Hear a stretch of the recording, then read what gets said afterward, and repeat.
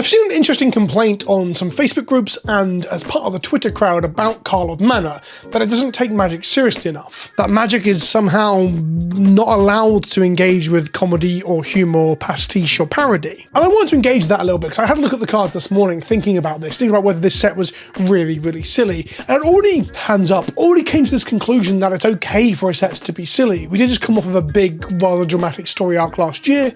I know the stakes weren't as high as they should have been. I'll talk more about that in this video too. But then as I looked at the set, I realised it just wasn't as full of whimsy and silliness as people were making out. Again, this isn't like a moral outcry, but it's a criticism that I wanted to engage with because I found it interesting. If you want to pick up singles or sealed product from Karlov Manor, you will get one of these unique, bespoke PleasantKenobi Orc Army tokens where myself and one of my dogs are taking on the Force of Darkness. If you use the code KENOBI or the link in the description below to go to coolstuffinc.com, you get 5% off your order and it helps to support the show. So I want a little bit of a dive of what's been revealed so far. And bearing in mind we're like halfway through preview season, so I guess they could reveal the second half of it and it could be an absolute clown fiesta, but I assume it's going to be a similar rate to what we're seeing now in terms of comedy and humour. And what I'm going to do is I'm going to show cards on screen right now that I think are like outright and explicitly humorous. There are a couple that I've admitted that some people are going to tell me that I shouldn't have. For example, let's talk about this card real quick. Jaded Analyst has a humorous undertone in the sense of like, you know, winking at the audience about conventions of this genre, but I don't think it's overtly comedic. Meanwhile, I'm not going to name them all because I'm going to put them on screen in like a random order from the folder that I've made for these. These cards here, I think, explicitly make jokes or just have a humorous and comedic tone to them in general. And let's start by unpacking that idea that Magic can't have this or has too much of this. I'll come back to more of the cards and show them as I go, but I had a look at it and I found at a push 13 of the currently 136 cards revealed are overtly jokes. And what I mean by that is either you've got the Magnetic Snuffler where the name is silly and the art like builds upon that. This card is meant to be a fun joke, not a joke at someone's expense, but it's meant to be something that fills you with a little bit of humor and light relief. Meanwhile, Private Eye, a 3-mana 3/3 uncommon, which gives other detectives you control +1/+1s. This is a card you're going to see in the limited environment. This is a tentpole uncommon, as we call it, a card that allows you to build your detective deck around it. It's a payoff.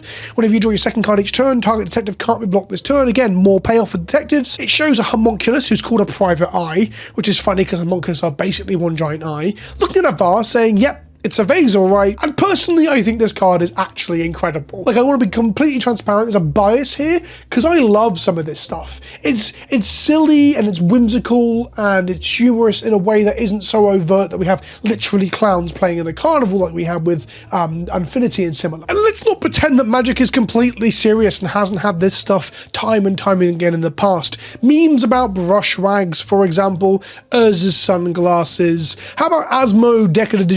She is not overtly not a comedic character. Her name is meant to create a novelty or novel response. Granted, about 10% of the cards revealed so far are overt jokes, and that's probably more so than most. That's probably to do with the genre they're engaging with, which we'll come to in the second part of this video. But I just wanted to highlight that Magic is not always dead serious. And to just counter that, there are a lot of cards in this set that take the genre very seriously. It doesn't add up. Macabre Reconstruction, Long Goodbye. These black cards are playing on motifs of detective fiction and noir, but still being very serious and arguably melodramatic. Looking at the legendaries in this set, none of them are overtly comedic. None of them are making some sort of joke, barring one. The Pride of Hullclade isn't really a joke in itself, it's just absurdity, right? An 11-mana 2/15 that's also a crocodile, an elk and a turtle, and stands to perhaps draw you 15 cards. It made me make a short about it yesterday because it's so silly, but it's not a joke in sense of set up and punchline with the Private Eye or whatever, or a play on words. It's just a jumble of nonsense that makes you go, huh, how quaint. So if the rest of the legendaries are all very serious, very in-universe, behaving like you'd expect without turning it to the camera and winking, I don't know, I just feel like that's got to say something about how the set isn't as ludicrous or comedic as a couple of people are making out. And before we get to the whole genre of detective and noir itself, that is a point that I wanted to make, is that, well, it's okay for some brevity. It's okay to have a little bit of comedy in our Magic. This isn't the grimdark, far-flung future, even though that also has its comedic relief. It's Magic the Gathering. It's a whimsical fantasy universe, or multiverse as we say, and there's always been some form of comedic relief here and there, normally like in the goblins, for example, or one particular creature type from a set. And it's cool to have some respite because, well, last year we came off the back of a huge like build up to an invasion and a multi-planar war, which, you know, that storyline, it kind of whiffed its ending, and the stakes were kind of thrown to the wind a little bit as characters just got unfractionized with absolutely no complication, like a Johnny, or just didn't die when you expected them to. Although Nahiri is the one character that did die that I really think they should have kept around.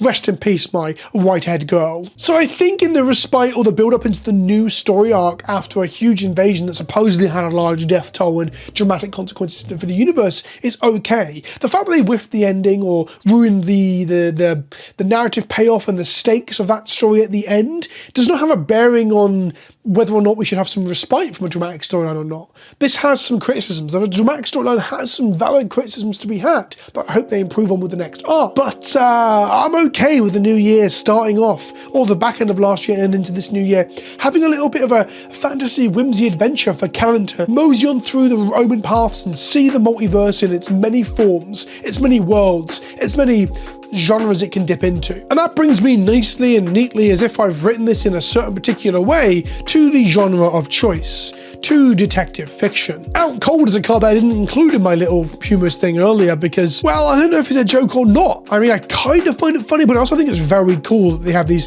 frozen energy cell things that they keep criminals or suspects in. It's cool. It's also kind of morbid. And of course, meddling kids across the Steencore Scholar, which is literally a detective creature thing with that's made out of clouds and energy wearing a fedora. These are overtly silly references to Scooby-Doo and clouds wearing hats and stuff. Yes, there is a irreverence in their adaptation of this genre, but honestly, I think it might be difficult for them to engage with a genre like this and play it justice and play it straight. This isn't the Greek tragedies of old. This is detective and noir fiction, a thing that you don't really see in the modern media landscape. It's not something that people take seriously. When was the last time you saw a film noir scene in a popular media franchise, or something that looked to utilize the visual hallmarks of noir that wasn't playing it for laughs, or even if it was playing it earnestly straight, that was the punchline, that everyone was incredibly dry. Or even the most popular detective fiction of recent years of Glass Onion and Knives Out are also black comedies in themselves, and they are not playing everything completely serious. I'm not saying you can't do detective fiction straight, I'm just saying that playing it straight in your card game, that is a card game where crocodile crab people might be fighting a dragon who's riding a helicopter, I think it probably works better if you have a little bit of humor in there. For every undercover crocodile dilf, there is a vein ripper vampire assassin, a 6-mana 6/5 flying ward sucker creature. Whenever another creature dies, tug up and loses 2 life and you gain 2 life. Like, this thing doesn't even fit into the actual theme of their set, and I'm okay with that too, because sometimes dipping into having the Vein Ripper or the Night Drinker Moroi to remind us that we're floating around a fantasy city full of wizards and spellcasters and vampires and plant zombies, that also works. I don't know, I feel a bit defensive sometimes, so I can be super critical of magic when I think it needs to be done. I just don't know if, like, oh, they put a bit of comedy in my detective fiction set is really that much of a criticism that I can take that seriously. But I do appreciate that some people want things to be a bit more serious, perhaps a bit more macabre. Some people are goths. I'm much more of an emo. Are those even references that kids get anymore? That was a fucking stupid thing to say. What am I on about? Yeah, so some of you might want it to be a bit macabre. I get that. I absolutely do. So I'm not saying your feelings aren't completely valid. I'm just saying that magic is not taking itself seriously is not something I can truly get behind, because I'm not sure if magic has ever taken itself seriously outside of its big, like, end of arc stuff, War of the Spark and March of the Machines and similar things like that, Rise of the Eldrazi, Shadows over Innistrad, all of those things. There's areas where the game took itself very seriously. I just think more often than not, it's actually just a whimsical fantasy place with a bit of comedic relief sprinkled on top. Let me know what you think in the comment section below. Am I a sellout shill for daring to say that I like something about magic? Why don't you tell me in the comment section below so I can feel great about myself? And with that, I'm done. So I'll see you in the next video, you fuckhead. Ta-ta for now.